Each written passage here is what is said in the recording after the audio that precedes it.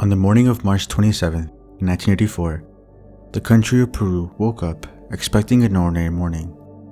But by the end of the day, nearly every television set across the nation would be broadcasting one of the most disturbing live events ever caught on Latin American television. It all began shortly after 10 a.m. at El Sexto Penal, meaning 6th prison, a notoriously overcrowded facility in the center of Lima. While breakfast was being served to the inmates, one of them stabbed an employee who was carrying pots with food. Afterwards, about a dozen other inmates, armed with guns, knives, and dynamite, took over the prison, taking 11 civilians and 3 other inmates hostage. The weapons themselves were smuggled inside, among other materials for a theatrical performance that the prison organized. Once news of the riot was known, federal guards positioned themselves outside, hoping to make peace talks with the inmates. By 11:15 a.m., the situation had escalated enough that Peruvian TV stations began broadcasting the scene live. Viewers at home suddenly found themselves watching the riot unfold in real time, showcasing the intensity of the situation. The prison was surrounded by journalists, guards, and spectators. Many of them were families of the hostages that were trapped inside with the rioters. Around 11:50 a.m., the inmates sent a paper with demands. The note read, "We are 12 inmates who have taken this stance because we want the following. 2 vans that are not closed with tinted windows, that they clear Bolivia Avenue. Do not follow us because we will take the hostages, which we will eliminate one by one during the journey, as long as you follow us. That the vehicles are in good condition, oil, gasoline, etc. That the trucks enter the patio. That once we set the hostages free, if you want, kill us, but leave us free." To better persuade the authorities to meet the demands, the rioters chose to take hostages one by one to the top of the roof and threatened them with a knife to the throat, some already covered in blood. Television cameras would capture these shots. They didn't know if they were going to kill them right there, but they kept filming. The scene got very intense, but thankfully, no one was fatally wounded. When it hit 1:53 p.m. and the demands had not been met, the prisoners took civilian Carlos Rosales to the roof of the building and, in full view, sprayed kerosene on him. The spectators were nervous, commentating if they would actually set the man on fire. But moments later, Carlos would reemerge with flames on him, and smoke could be seen coming from inside.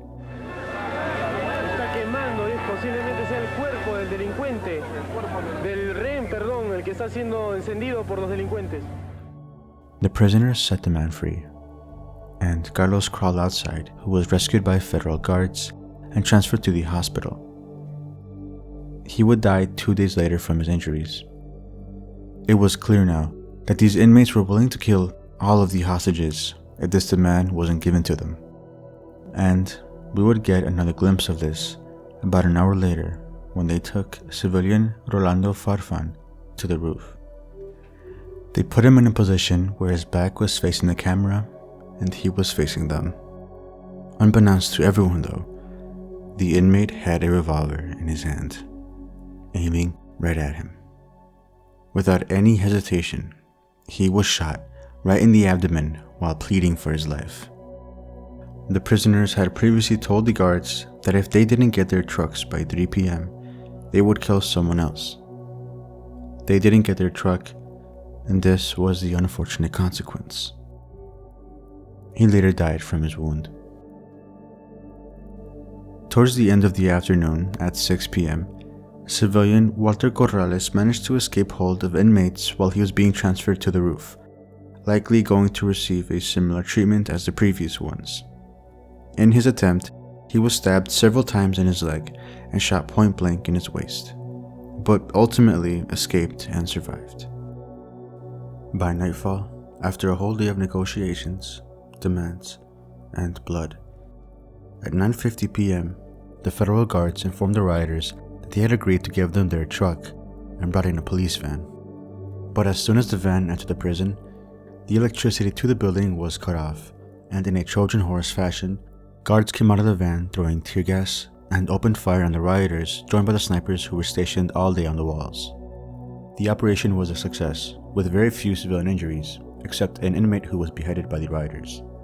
The leader of the riot barricaded himself in the bathroom, but was rained on by bullets. The man who was responsible for shooting Rolando Farfan in the abdomen hid inside of his cell, but the next morning he burned his mattress and shot himself in the heart. By the end of the long day, the riot had claimed the lives of 22 people with 40 injured, one of the most violent events captured on TV. The aftermath sparked a debate about the role of media in crisis situations. Some critics argued that the constant presence of the cameras intensified the situation, as the rioters brought civilians out one by one to show the cameras. Others defended the media, arguing that it is the public's right to be informed about events happening in their country. El Sexto prison was known to be downright unsafe. The prison was built for 300 inmates. The day of the riot, there were about 1,200. It also lacked personal hygiene and water. It was permanently shut down 2 years later, but the stain it left in Peruvian history will forever be remembered and is now known as one of the darkest moments in TV history.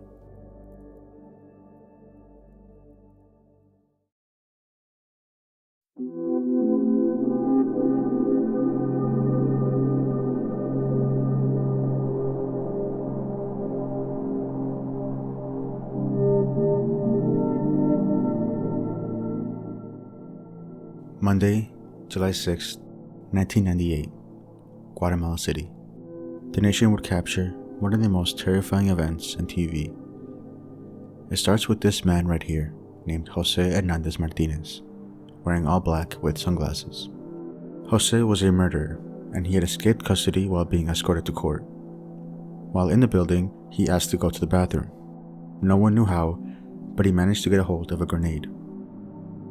The two people beside him were Marin Bosareyes and Esmeralda Orozco, two court officials, and his hostages, as they were tied to him with a rope.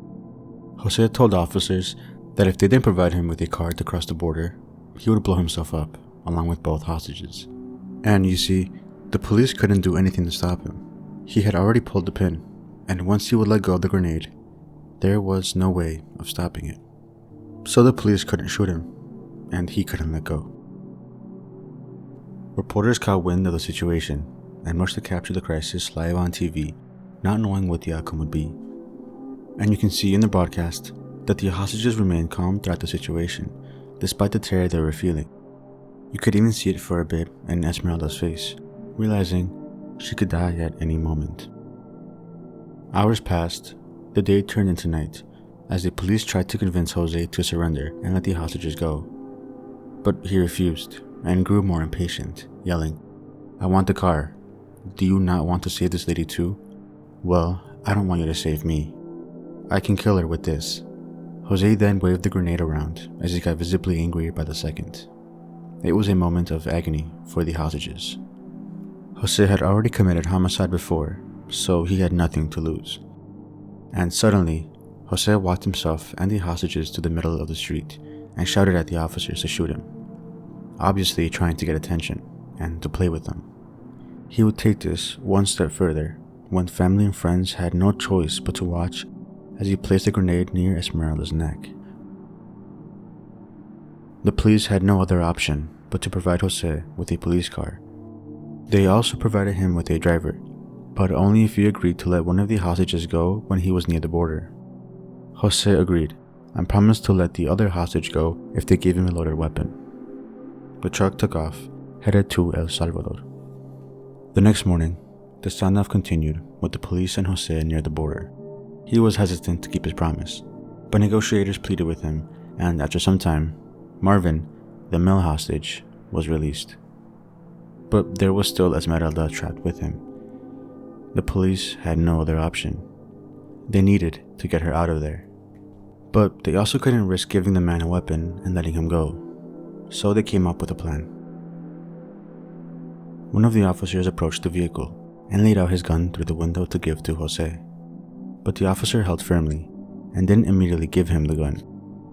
Instead, the officer kept talking to him in order to distract him, while another officer sneaked around the car, opened the door, and dragged Esmeralda out of there. At that moment, everyone around the car sprinted away because Jose had let go of the grenade. A few seconds later, the car exploded. Police officers made no hesitation, firing 13 shots into his body, ensuring his death. Fortunately, everyone remained safe, except for Jose. His mother and sister sadly watched everything unfold. For 22 hours, Jose Hernandez Martinez constantly said, "My life is worth nothing." And in the end, he proved he meant it. What makes this event so haunting was that it played in real time, live on TV, moment by moment. At any point, Jose could have let go of the grenade willingly or by accident, while still attached to the hostages.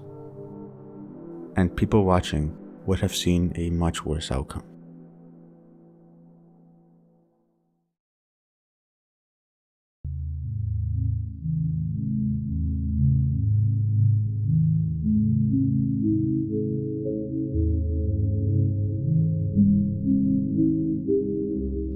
Armero, Colombia, a mostly farming town, being known as Colombia's White City due to the cotton it produced in its heyday.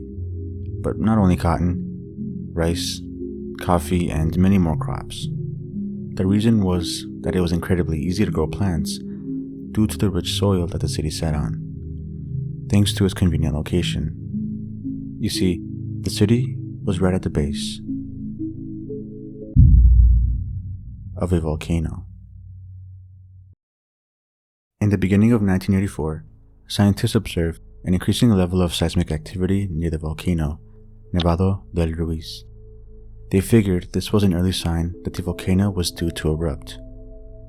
Well, they weren't wrong, because on November 13, 1985, a little after 9 p.m., Nevado del Ruiz erupted, melting the ice caps and sending lahars downwards, which are a combination of volcanic material, rock, and water, forming a deadly mud flow.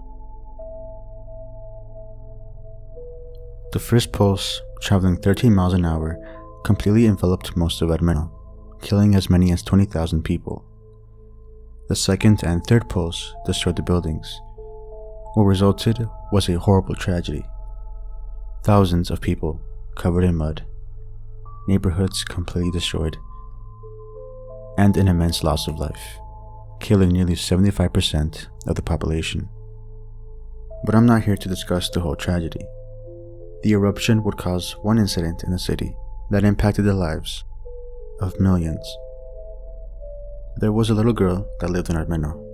Her name was Omaira Sanchez, and on the night of the eruption, she and her family were awake. They were concerned over the ashfall from the eruption that occurred hours earlier, not knowing what was about to come next. When they all went inside and closed the door, they heard a violent noise coming from outside, and then the clatter of rocks and water smashing against their house.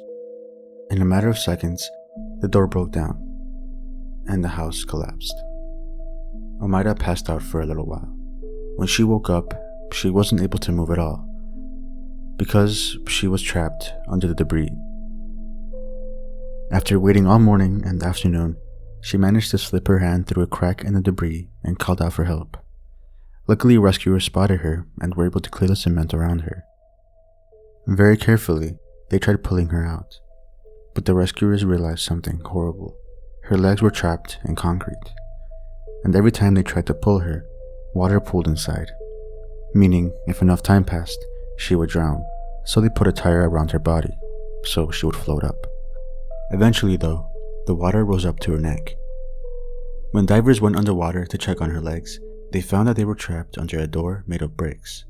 They also discovered her dead aunt's arms clutching tightly around her waist, revealing her aunt's last moments alive were to protect Omaira. Journalists, photographers, TV crews, and Red Cross workers all gathered around her, with the media showing Omaira's days under the wreckage and pool of water to Colombian TV. People from all over were comforting her, giving her food and water.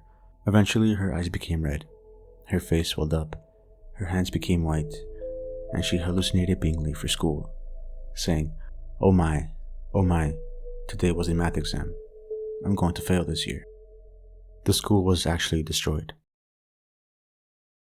Omaira remained relatively positive. She sang to a journalist and agreed to be interviewed at times.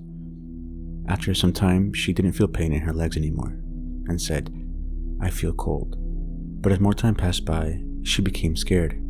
She cried, and she also prayed.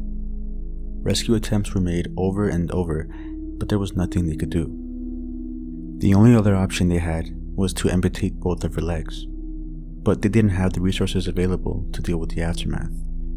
They knew she would suffer an even more painful death, so doctors agreed that it would be more humane to let her die. In one last attempt to save her life, rescuers called for a water pump to be sent in by helicopter. That way they could get rid of the water and buy them more time. When the helicopter arrived, it came, but without a water pump. She told people to go rest and then get her out again. Despite being in immense pain, she still cared for the health and well-being of everyone. The next day, with some delay due to weather, the team came by helicopter with a motorized water pump. It was slow and barely made any progress. It was like trying to empty the sea. After 60 hours, Omaira Sanchez passed away at 10:05 on November 16th, most likely from gangrene or hypothermia. Her final words were spoken directly into the camera, a loving message to her family. In the last moments of her struggle, photographer Frank Fournier took this photo of Omaira. He later said he felt totally powerless in front of her, who was facing death with courage and dignity. He felt the only thing he could do was to report on this courage. The photograph, which has been described as one of the saddest photos ever taken, was published a few days later and was spread all over the world, causing criticism to the photographer and to the Colombian government for their inaction and failure to react on the warning signs prior to the volcano's eruption. Omaira Sanchez has had a lasting impact. The photo is still talked about to this day, nearly 40 years later. Her memory has since been honored in music, memorials, movies, and novels. Her story is incredibly tragic, but her last moments, being a focus of courage and strong-mindedness, is nothing but the truth.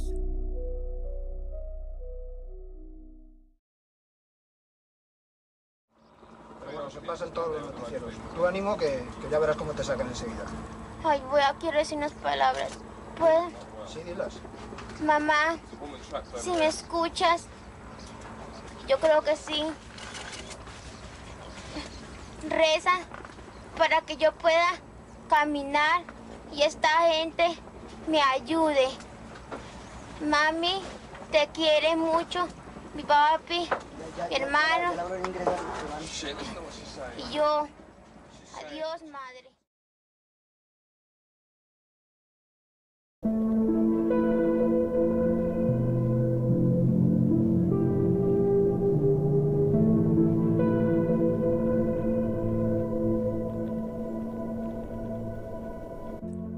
Calle Siete is a Chilean television program which aired on weekdays. The premise of the show was about two teams of young adults, which competed in several challenges and performances to ultimately win a grand prize. The show had great success in Chile, airing for 12 seasons for 4 years. But on September 2nd, 2011, viewers and contestants would hear something shocking. As the show was airing normally, both teams had the challenge to keep their feet within the lines while pulling on about 88 pounds. But as the contestants were given a break to add about 20 more pounds, this happened. Por favor, quiero que paren la competencia. Quiero que paren la competencia, por favor. Nos acaba de llegar una información muy difícil de entregar. No habíamos querido decir nada antes de chequear bien lo que estaba sucediendo porque compromete a personajes del canal, a personas muy queridas, a un equipo del canal, entre ellos Felipe Camiroaga y Roberto Bruce, que también... The show was suddenly interrupted by journalist Jean-Philippe Creton. But what would be the reason for this? Well, on that same day, a team of people from the same network, TVN, boarded a plane. The team consisted of popular television presenters Felipe Camiroaga and journalist Roberto Bruce, who were going to record a segment for the television program Good Morning to All. The team was joined by philanthropist Felipe Cubillos, who was the leader for the organization Challenge, Let's Lift Chile. The organization and the reason for the plane trip was to support reconstruction work resulting from the 2010 earthquake. An earthquake so bad it destroyed the homes of 500,000 and affected around 2 million people. At the time of takeoff, the crew was aware that the weather conditions were not great for flying, but decided to continue, boarding an Air Force plane. They were headed to Robinson Crusoe Island. The plane had exceeded the point of no return, with strong winds and cloudiness, much stronger than what was reported at the beginning of their flight. When they attempted to land, the wind threw them off center, and the plane had to go back up. The aircraft didn't have enough fuel to return to the mainland, due to the strong winds extending their trip time. So they attempted to land the plane a second time, but in the opposite direction. The result was the same, however, and the plane had to go back up again. They headed to Santa Clara, a different island, for a third attempt. As they were nearing the island, the pilots made a maneuver that would progressively lose height, allowing them to land the aircraft safely. But instead of doing this outside of Santa Clara, which was recommended, they made this maneuver in a channel between both islands, which contained even stronger gusts of wind the lower they got to sea level. Once the plane was thrown off balance, it tried to recover. But at the low altitude, it wasn't able to go back up. The plane crashed into the sea, shattering the aircraft and killing all 21 people, including the passengers and crew. There's a little more to this story though. 2 victims I hadn't mentioned previously. One of them was TVN's cameraman, Rodrigo Cabezon, who mid-flight recorded the events inside the aircraft. The footage shows the passengers and crew, including the journalist Roberto Bruce. A wide shot revealing many of TVN's employees, showing the last moments of the people on board, not knowing that this flight was their last. There were also several shots of the plane crew. This footage revealed many details of the crash that weren't known, including the person who tried landing the plane, and a shot of the control panel revealing the conditions of the aircraft. That wasn't all. I mentioned another victim. Her name was Romina, a photographer. She's believed to have initially survived the impact because of one thing she did. Rescue teams discovered a water bottle on the bottom of the ocean floor. It contained an SD card, identified from Romina's camera, containing 409 photographs. The last 2 photos were unlike the rest. One of them showed the cabin floor. It looks as if it was taken by accident. The other one shows something more disturbing. We can see a window of the plane just as the water level rises. It's theorized that Romina, in her final moments, took the SD card from the camera and preserved it in the bottle. The whole situation is incredibly tragic. The flight was supposed to be for a good cause, for a country that had suffered greatly from an earthquake. And instead, it left an even deeper hole for Chileans. Felipe Camiroaga was very beloved in Chile, and it's said that TVN was never the same afterwards. The Calle 7 interruption now sits as one of the darkest moments in Latin American television.